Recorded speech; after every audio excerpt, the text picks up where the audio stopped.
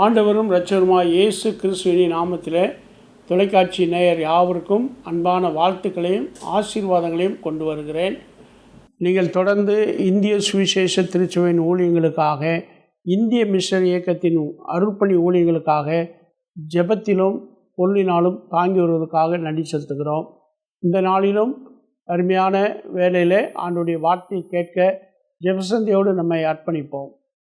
கடந்த மாதம் 19ஆம் தேதி ஜூலை 19 என்னுடைய தந்தை பேராயுடைய பிறந்த நாள். அதை கொண்டாடிவிட்டு அன்று மாலையிலே சென்னை பேராயத்தின் சார்பில் இசிஐ கீழ்ப்பாக்கம் ஏரியாவில் உள்ள நடுவாங்கரை என்ற இடத்தில் ஒரு சபையை நாங்கள் திறந்தோம். அந்த ஆலயம் காங்கிரீட்னாலே கட்டப்பட்டதல்ல, ஆனால் நடமாடும் ஆலயமாக ஒரு ட்ரக்கை வாங்கி அதிலே ஆலயமாக கட்டப்பட்டு அந்த நடமாடும் ஆலயத்தை திறக்க கர்த்தர் கிருபை செய்தார். அதனாலே பெரும் மகிழ்ச்சியும் சந்தோஷமும் அடைகிறோம். தேவாதி தேவனை துதிக்கிறோம். நடமாடுகிற ஆலயம் என்றால் அந்த ட்ரக்கில் 4 சக்கரங்கள் உண்டு. எல்லாமே அது ஒரு ட்ரக்கை போல், பஸ்ஸை போல் காட்சியளிக்கும். ஆனால் முற்றிலும் அதனுடைய முன் பகுதி ஆலய வடிவிலே அமைந்திருக்கும். கர்த்தர் இப்படியாய் இந்திய சுவிசேஷ திருச்சபை மூலமாக இந்தியா தேசத்திலே முதல் ஒரு மொபைல் சர்ச், நடமாடும் ஆலயத்தை கட்டி பிரதிஷ்டை செய்து ஒரு கூட்ட மக்கள் அங்கே ஆண்டவரை தொழுது கொள்ளும்படியான பெரிய சிலாக்கியத்தை கொடுத்தார். இதன் வாயிலாக வேதாகமத்திலே இருந்த, ஆராதித்த, தொழுகை செய்த சில நடமாடும் ஆலய ஊழியங்களை குறித்து உங்களோடு பகிர்ந்துள்ளதில் அதிக மகிழ்ச்சி அடைகிறேன். முதலாவதாக ஆபிரகாமுக்கு தேவன் 99 வயது முடிந்து 100 வயதில் ஒரு ஆண்மகனை கொடுத்தார். அவன் பெயர் ஈசாக்கு.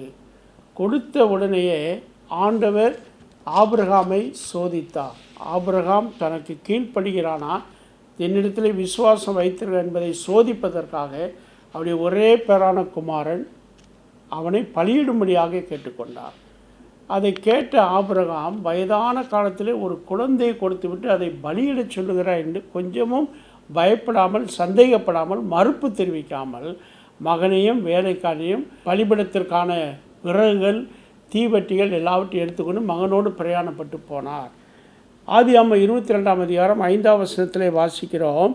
அப்பொழுது ஆபிரகாம் தன் வேலைக்காரரை நோக்கி, நீங்கள் கழுதையை நிறுத்தி இங்கே காத்திருங்கள், நானும் பிள்ளையாண்டனும் அவ்விடம் மட்டும் போய் தொழுது கொண்டு உங்களிடத்திலே திரும்ப வருவோம் என்றான். தொழுது கொண்டு மோரியா மலை அடிவாரத்தில் வந்து அந்த குறிப்பிட்ட இடத்துல ஈசாக்கு தன்னுடைய ஒரே குமாரன், ஏகசுதன், ஏகபுத்திரன், அவனை பலியிடும்படியாக தேவன் அவனுக்கு சொல்லி இருந்த இடத்துக்கு வந்தால் அங்கே ஆபிரகாம் ஒரு பலிபீடத்தை உண்டாக்கி கட்டைகளை அடுக்கி தன் குமாரனாகி ஈசாக்கை கட்டி அந்த பலிபீடத்தில் அடுக்கிய கட்டையின் மேல் அவனை கிடத்தினான். தொடர்ந்து அவனை வெட்டும்படியாக கத்தி எடுத்த போது கர்த்தருடைய தூதர் வானத்திலிருந்து ஆபிரகாமே ஆபிரகாம் என்று கூப்பிட்டார். அவன் இதோ அடியேன் என்றான். அப்போது ஆண்டவர் ஆபிரகாமுடைய கீழ்ப்படுதலே, ஆண்டவர் இப்படிப்பட்ட இக்கட்டான சூழ்நிலையில், ஒரு நெருக்கமான சூழ்நிலை, வயதான காலத்தில் பிறந்த தன் குமாரனை பலியிடும்படியாக சொன்னதுக்கு ஆண்டவர் பேரில் எந்த கோபப்படாமல் ஒரு விசுவாசத்தோடு அவனை பலியிட முயற்சித்தபடினாலே அந்த பலியை கர்த்தர் தடுத்து நிறுத்தினார். பலிபீடத்தின் மேல் அங்கே தொழுகையை நடத்தினான்னு சொல்லி நாம் பார்க்கிறோம். நம்முடைய வாழ்க்கையிலும் நம்மை பலியாக ஒப்பு கொடுக்கும் பொழுது நம்முடைய ஆண்டவர் இரட்சகருமாகிய இயேசு கிறிஸ்துவானவர் நம்முடைய பலிகளை ஏற்றுக்கொண்டு நம்மை தொடர்ந்து ஆசீர்வதிக்கிறவராக இருக்கிறார். ரோமர்கள் நிருபம் 12ஆம் அதிகாரம் 1ஆம் வசனத்தில் இந்த விதமாக வாசிக்கிறோம். நீங்கள் செய்யத்தக்க புத்தியுள்ள ஆராதனை என்பது என்னவென்றால், நீங்கள் உங்களுடைய சரீரங்களை பரிசுத்தமும் தேவனுக்கு பிரியமான ஜீவ பலியாக ஒப்பு கொடுக்க வேண்டும் என்று தேவனுடைய இரக்கங்களை மட்டும் உங்களை வேண்டிக் கொள்கிறேன். இதுவே நீங்கள் செய்யத்தக்க புத்தியுள்ள ஆராதனை. ஒரு புத்தியுள்ள ஆராதனை என்பது நம்மை நாமே ஆண்டவருக்கு ஜீவ பலியாக ஒப்பு கொடுக்க வேண்டும். அதை கர்த்தர் விரும்புகிறார். அப்படி நம்மை ஆபிரகாமை போல ஈசாக்கை பலிபீடத்திலே கிடத்தின நம்மை ஒரு ஜீவ பலியாக ஒப்பு கொடுக்கும் பொழுது அது ஒரு புத்தியுள்ள ஆராதனை, ஆண்டவரை உண்மையோடும் ஆவியோடு தொழுது கொள்கிறோம். அதனாலே கர்த்தர் நிறைவான சந்தோஷத்தை தரார். ஆபிரகாமுக்கு நேரிட்டது என்ன? தன் மகனுக்கு பழுதாக கிடாரியை அங்கே கண்டு அதை பலியிட்டான். ஆண்டவர் சொன்னால் தேவனுடைய பருவத்திலே பார்த்து கொள்ளப்படும். பிற்காலத்திலே தேவன் தம்முடைய பருவத்திலிருந்து உன்னை ஆசீர்வதிப்பார் என்ற பொருளோடு அங்கே ஒரு சம்பவம் நடந்ததை நாம் வாசிக்கிறோம். எனக்கு ஒத்தாசை வரும் பருவ நேராக என் கண்களை நான் ஏறெடுக்கிறேன் என்று சங்கீதக்காரன் சொல்லுகிறார். ஒத்தாசை, தேவனுடைய பர்வதம் எல்லாம் நம்முடைய வாழ்க்கையில் சுற்றி சுற்றி தேவனாலே நமக்கு அமைக்கப்பட்டு ஆசீர்வாதத்தை கொடுக்கும் என்பதை சந்தேகமில்லை. ஆகவே ஒரு நடமாடும் தொழுகை கூடமாக ஈசாக்கை ஆபிரகாம் பலிபீடத்திலே கிடத்தி ஆண்டவரை தொழுது கொண்டார். இரண்டாவதாக நாம் பார்க்கும் பொழுது யோனா என்ற தீர்க்கதரிசி கடவுள் அவனை அழைத்து நினிவேவில் போய் பிரசங்கம் பண்ணு என்று சொன்னபோது அவன் விரும்பாத ஒரு அழைப்பை பெற்றபடினாலே நினிவேவுக்கு போகாமல் தர்ஷீசுக்கு போக சீட்டு வாங்கி கப்பல் ஏறி பிரயாணம் பண்ணினான். அவன் வேறு திசையில் போனபோது, தேவனுடைய சித்தத்துக்கு மாறாக நடந்தபோது, தேவனுடைய திட்டத்துக்கு கீழ்ப்படியாமல் போன போது அவன் நிமித்தமாக கடலில் பெரும் காற்றும் புயலும் உண்டாயிற்று என்று யோனா 1 அதிகாரத்திலே நான் வாசித்து அறிந்து கொள்கிறோம். அதனாலே கூட இருந்த பிரயாணிகளும் சங்கடப்பட்டார்கள். அவள் கொண்டு வந்த சரக்குகளெல்லாம் கடலிலே எரியத்தக்கதான் நிலைமைக்கு அங்கே மாற்றப்பட்டது. ஆனால் இந்த யோனா கப்பலின் அடித்தட்டில் போய் அவன் நித்திரை பண்ணினான் என்று யோனாவின் புஸ்தகத்திலே நான் வாசிக்கிறோம். 5ஆம் வசனத்திலே, அப்பொழுது கப்பற்காரர் பயந்து அவனவன் தன் தேவன் நோக்கி வேண்டும். நான் கிறிஸ்டியன்ஸ், ஆண்டவரை அறியாதவர்கள் தங்கள் தேவர்களை நோக்கி ஆபத்திலிருந்து விடுதலையாக்கும் பொழுது ஜெபிக்கும் பொழுது இந்த யோனா கப்பலின் கீழ்த்தட்டில் இறங்கி போய் படுத்துக்கொண்டு அயர்ந்த நித்திரை பண்ணான். கடலில் சமுத்திரத்தில் யோனா கப்பலில் பிரயாணம் பண்ணுகிறான். ஜெபிக்க வேண்டிய யோனா கடலின் அடித்தட்டில் போய் நித்திரை பண்ணான். ஆபத்து காலத்தில் என்னை நோக்கி கூப்பிடு, நான் உனக்கு விடுதலை தருவேன் என்று சொன்ன வார்த்தையை யோனா ஒரு வேளை அசட்டை பண்ணி மறந்துதான். அதனால் அவனை தூக்கி ஆண்டவர் சமுத்திரத்திலே போட சொன்னான். அவனே சொல்கிறார், தூக்கி சமுத்திரத்தில் போடுங்க. சமுத்திரத்திலே அவனை விழுங்கும்படி ஒரு பெரிய மீனை கர்த்தர் ஆயத்தம் பண்ணார். யோனா 2 அதிகாரம் முழுவதும் அந்த மீனின் வயிற்றிலிருந்து யோனா தேவனாய் கர்த்தரை நோக்கி விண்ணப்பம் பண்ணினான், தொழுது கொண்டான். சமுத்திரத்தின் ஆழத்தில் ஒரு பெரிய மீன் யோனாவை விழுங்கிற்று. அந்த யோனா இப்படிப்பட்ட ஒரு தண்டனையை பெற்றிருக்கிறோம், சமுத்திரத்தில் போடப்படுறோம், மீன் வயிற்றுக்குள்ளே இருக்கிறோம், இரவா பகலான்னு தெரியல, இருண்டு கிடக்குது, சாப்பாடு இல்லை, ஒரு நல்ல ஒரு சுகாதாரம் இல்லை, இப்படிப்பட்ட நிலைமையில் இருக்கிறோம் என்று சொல்லி அவன் தேவனை தொழுது கொள்ளுவதை மறுக்காமல் அசட்டை பண்ணாமல் மீனின் வயிற்றிலிருந்து ஆண்டவரை தொழுது கொண்டான், ஜெபம் பண்ணினான். நல்ல ஜெபம். நெருக்கத்திலே நான் கர்த்தரை நோக்கி கூப்பிட்டேன், அவர் எனக்கு உத்தரவளினார், நான் பாதாளத்தின் வயிற்றிலிருந்து கூக்குலிட்டேன் என்று சத்தத்தை கேட்டார், தொழுது கொண்டார். ஜெபம் கர்த்தரை தொழுதுகிற ஒரு அருமையான காரியம் என்பதை நாம் மறந்து போக வேண்டாம். என் ஆத்மா என்னில் தொய்ந்து போகிறது, நான் அந்த வேளையிலே கர்த்தரை நினைக்கிறேன், கர்த்தரை தொழுது கொள்கிறேன் என்று சொல்லி மீனின் வயிற்றிலிருந்து யோனா கர்த்தரை நோக்கி தொழுது கொண்டான். ஜெபம் பண்ணாமல் இருந்தால் அந்த மீன் வயிற்றுக்குள்ளே செத்து போயிருப்பான், நோய் பிடிச்சிருக்கும், பசினாலே செத்து. அந்த ஜெபம் அவனை தாங்கிற்று, அந்த கிருபை அவனோடு கூட இருந்தது. ஆகவே யோனா இந்த ஜெபத்தின் மூலமாக, யோனா 2ஆம் அதிகாரம் கடைசி வசனத்திலே வாசிக்கிறோம், கர்த்தர் மீனுக்கு கட்டளையிட்டார், அது யோனாவை கரையிலே கக்கி போட்டது. இப்போ மறுபடியும் சமுத்திரத்தை விட்டு யோனாவின் மீனின் வயிற்றிலிருந்து யோனா மறுபடியும் பூமிக்கு தரைக்கு வந்து விட்டான். அங்கே சொல்கிறார், ரட்சிப்பு கர்த்தருடையது, ஜெபித்து விடுதலையும் ரட்சிப்பும் கர்த்தரானது கிடைக்கும் என்பதை நன்றாக அறிந்து அந்த போதனையை ஜெபத்தின் மூலமாக கொடுக்கிறார்.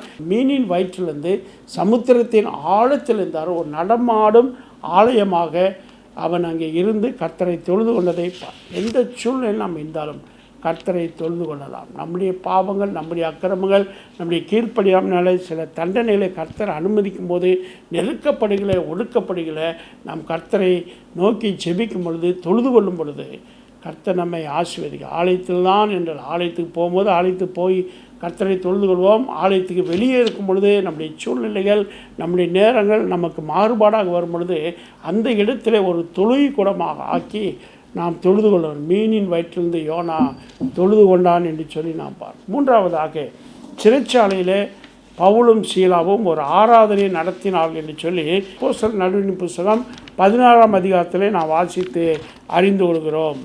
அங்கே சிறைச்சாலையிலே பவுலும் சீலாவும் கால்கள் தொழுமரத்திலே மாட்டி இருக்க, அங்கே கூட இருந்த சிறைச்சாலை நண்பர்கள், சிறைச்சாலையில் தன்னோடு குறைந்த ப்ரீசன் மேட்ஸ் அவளோடு கூட சேர்ந்து அந்த நடுராத்திரியிலே 16:25 அப்போஸ்தலர் நடுவின் புத்தகத்தில் வாசிக்கிறோம். நடுராத்திரியிலே பவுலும் சீலாவும் ஜெபம் பண்ணி தேவனை துதித்து பாடினார்கள். காவலில் வைக்கப்பட்டு அதை கேட்டுக்கொண்ட ஒரு காங்கிரிகேஷன். சிறைச்சாலை ஒரு நடமாடும் ஆலயம். அங்கே இருந்த சிறைச்சாலை கைதிகள் எல்லாரும் அங்கே ஒரு ஆலயமாக சபை மக்களாக காணப்பட்டாங்க. ஆண்டவரை அறியாதவர்கள் இருந்திருக்கலாம், ஆண்டவரை அறிந்தவர்கள் இருந்திருக்கலாம். சிறைச்சாலை அவனுக்கு ஒரு சபையாக இருந்தது. அந்த சிறைச்சாலை கைதிகள் சபை கூட்டமாக இருந்தது. அங்கே தேவனை துதித்து இந்த பவுலும் சீலாவும் அவர்கள் பாடினார்கள். ஒர்ஷிப் சர்வீஸ் நடத்துகிறாங்க. அங்கே ஜெபம் பண்ணினான், ப்ரேயர் பண்ணினார் என்று சொல்லி நாம் பார். சிறைச்சாலை ஒரு மொபைல் சர்ச். பவுலும் சீலாவும் அந்த சூழ்நிலையை பகிர்ந்து கொண்டார்கள். ஆண்டவருடைய ஊழியத்தை தானே சென்றேன், ஆண்டவரைத்தானே விசுவாசித்தேன், ஆண்டவருடைய தரிசனத்தை தானே நான் நிறைவேற்ற வந்தேன், எனக்கு ஏன் சிறைச்சாலை, ஏன் கால்கள் தொழுமரத்தில் மாட்டி வேதனையும் பாடுகளும் இரத்த கசிவும் அங்கே எனக்கு ஒவ்வொரு நேரமும் எனக்கு வழியில் துடிக்கிறேனே, நான் ஏன் ஜெபம் பண்ணணும், நான் ஏன் கர்த்தரை துதிக்கணும் என்று சொல்லி அந்த பவுலும் சீலாவும் மறுப்பு தெரிவிக்காமல் அசால்ட்டாக இல்லாதபடிக்கு வேதனையின் மத்தியில் கர்த்தரை துதித்து பாடினாங்க. அந்த சபையாராகிய சிறைச்சாலை கைதிகள் ஆர்வத்தோடு கேட்டாங்க. அது மாத்திரமல்ல, சிறைச்சாலை தலைவன் இந்த துதிப்பாடல் அந்த சிறைச்சாலை கோட்டையை குலுக்கியது, பூமி அதிர்ச்சி ஏற்பட்டது, கதவுகள் திறந்தது, ஓடிட்டாங்கன்னு சொல்லி இந்த சிறைச்சாலை தலைவன் நம்பி தற்கொலை செய்து கொள்ள முயற்சித்தான். அப்புறம் பவுலும் சீலா உள்ளே இருப்பதை பார்த்து வந்து, ஆண்டவமாரை ரட்சிக்கப்படுங்க, நான் என்ன செய்ய வேண்டும்? இந்த துதி பாடல் ஆராதனை வேலை ஜெபம் சிறைச்சாலை ஆலயமாக பயன்படுத்தப்பட்ட போது சிறைச்சாலைந்த எல்லாரும் இந்த வசனத்தை கேட்டாங்க, ஜெபத்தை கேட்டாங்க. சிறைச்சாலை தலைவன் நேரடியாக வந்து, நான் ரட்சிக்கப்படுவதற்கு என்ன செய்ய வேண்டும் என்று ஒரு சிம்பிள் மெசேஜ் கொடுக்குறார். போத்தராவசர் இங்கே மெசேஜ், அங்கே ப்ரேயர், ஒர்ஷிப், அப்புறம் மூன்றாவது ஒரு சின்ன பிரசங்கம். கர்த்தராகிய இயேசு கிறிஸ்துவை விசுவாசி, அப்போ நீயும் உன் வீட்டாரும் ரட்சிக்கப்படுவீர். Simple message. அந்த சின்ன செய்தி அவனுக்கு அதிகமாய் கிரியை செய்த அவனும் அவன் வீட்டாரும் ரட்சிக்கப்பட்டு அந்த இறைவனைதான ஞானஸ்தானம் பெற்றார். மொபைல் சர்ச் சிறைச்சாலை ஒரு சின்ன ஆலயமாக சிற்றாலயமாக இருந்தது. சிறைச்சாலை தலைவன் குடும்பத்தோடு விசுவாசி ரட்சிக்கப்பட்டார். எந்த இடத்திலும் நமக்கு பிரசங்கிக்க வாய்ப்பு கிடைக்கும் பொழுது, துதி ஆராதனை வாய்ப்பு கிடைக்கும் பொழுது, ஜெபிக்க வாய்ப்பு, அதை பயன்படுத்தி கொள்ளும். ஒரு நல்ல ஆர்டர் ஆஃப் சர்வீஸ் தான் அது, ப்ரீசன் தான். But prayer, worship, preaching the gospel, இந்த மூன்றையும் பவுல் செய்து ஒரு பெரிய சிறைச்சாலை தலைவனை ரட்சிப்புகளை நடத்தினான். நம்முடைய ஊழியங்கள் எப்படி இருக்குது, நாம் எங்கே இருக்கிறோம், எந்த சூழ்நிலை இருக்கிறோம், எல்லா சூழலும் கர்த்தருடைய நாமத்தை மகிமைப்படுத்துவோம்.